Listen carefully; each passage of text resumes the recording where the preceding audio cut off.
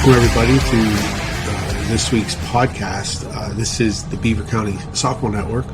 I'm your host, Bill Littler, and today we are late on the second week of the weekly softball recap. And first off, I apologize, but one of the reasons was I wasn't in town last week at all, so we were down in Myrtle Beach with my daughter playing some games down there. So I didn't have the opportunity to record much in the area, as well as I just have a lot of games and stuff to go through. So I really didn't have a lot of time for the network here this week. So I do want to bring you week 2 recap, and this is the previous week. So this isn't this week at all. It's last week.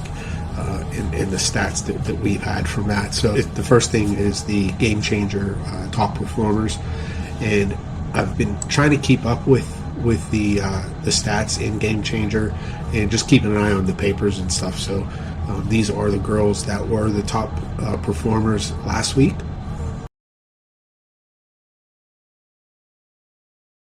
Okay, so yeah, let's jump into some of the top plays. Now, of course, these plays were down in Myrtle Beach. So these are the Central Valley games that we've played down there and recorded. The first play that we're going to watch here from our top plays. Again, these are all down in Myrtle Beach because that's the only place that I recorded last week. So just bear with me. But there were some really nice plays. This first one is from Emma Weaver. She's actually one of the GameChanger Top Performers, but she had a really good week pitching. But this was a nice hard line drive back to her, and she made a really nice play on it. This play was from Peyton Howler, also from Central Valley. She's a senior catcher, and she's the type of player that kind of always fell under the radar over the years, but she's a really consistent catcher behind the plate, and she made a really nice play on this pop up behind the dish. And I didn't get it in the camera just due to where it was at, but she made a really nice play on that one.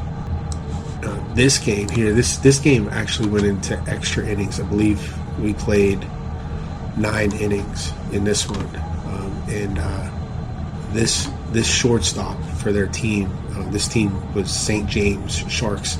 They were a local team from South Carolina, from Murrells Island, I believe, in South Carolina. But this was Macy, who hit a nice hard line shot down to the 5-6 hole, and this girl made a great play on it. Real nice play. That was kind of late in the game as well. Yeah, so this team started to play Macy really tight because of her bunting on them.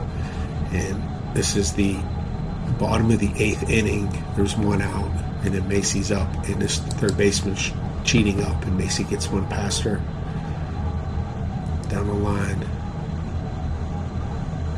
And of course her speed, she's flying around these bases, and the coach holds her up here, but I'd almost consider that ball was still in the outfield at that point, where that girl had to make a really nice play to get her out. So I think I might have considered sending her if I was the coach, but our coach did hold her up. And the next play, as it should have been, was a squeeze bunt to end the game, and this is Aubrey Grader, who's a freshman. She's batting, and she lays down a really nice bunt, and these girls make an incredible play to get Macy out. The high cast, they have like another camera system set up here, and it's a different view. And Macy was safe, but it was such a bang play. The ball was there, beat her there, and the umpire just called her out. Then this game we actually ended up losing it with that team. We went into the 9th inning with the international tiebreaker, and they ended up scoring that runner on second, and we didn't. So that was the game. But so this St. James and Central Valley game is one of our games to watch on the BCSN network. So I'll put a link. I always forget what corner it is, but I'll put a link up in the corner here that you can click on it and view, or just go to our YouTube channel But that game was a lot of fun. It was a very competitive game throughout, and it was a good game to stream and very entertaining to watch. So if you have a minute, go ahead and check that one out. And so those were the top plays this past week. And again, I was in Myrtle Beach, so I didn't have the opportunity to come in the area and record much here. Now this week, I'm also not able to do much recording. I was going to do something tonight. My daughter's game, Central Valley, Quaker Valley forfeited with them, which I don't understand that, but we don't need to get into that, I guess. But they forfeited, so they didn't play today. But then I saw all the storms and stuff coming in, and I didn't want to risk it with all that equipment up, because it takes me a good 20-25 minutes to break everything down. So I didn't want to get stuck in rain, so I decided not to go to a game. I was going to go to one of two games, but like I said, I decided against it because of the weather. With the weather system coming in with the rain and everything, I doubt there's going to be any games played tomorrow. And of course, Good Friday, there's a few games that are on schedule, but nothing in Beaver County from what I can see. So this week I'm probably not going to get any recording in either.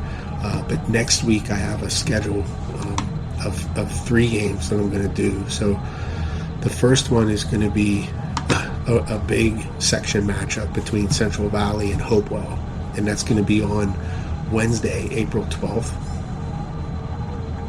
And then on Thursday is another big section game. It's between Central Valley and Beaver Falls.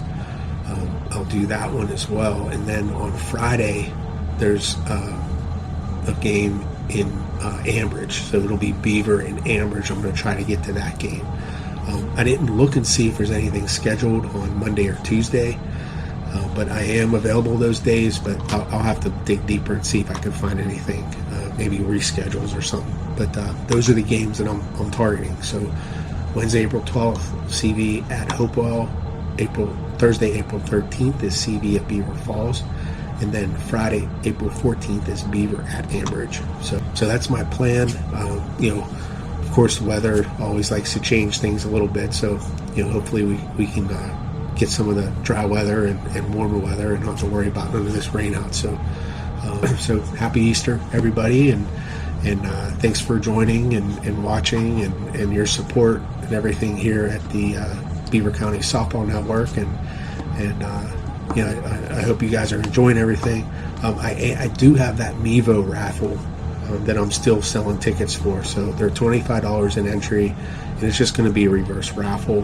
The Mevo package, it comes with a camera, a battery, a fence clip. It has everything you need to stream your games through GameChanger or Facebook or however you want to do it. But I have those entries, so I have several left that I need to sell. So if anyone's interested or would like to get into it, check out Facebook, or you can email me and get an entry and get your name in the basket. It's a gold egg raffle, so it's a reverse raffle. I'll draw names, and the last one I don't draw is the winner. So, and I'll do that as soon as I sell all the entries. So again, thanks for watching, and I'll catch you next week.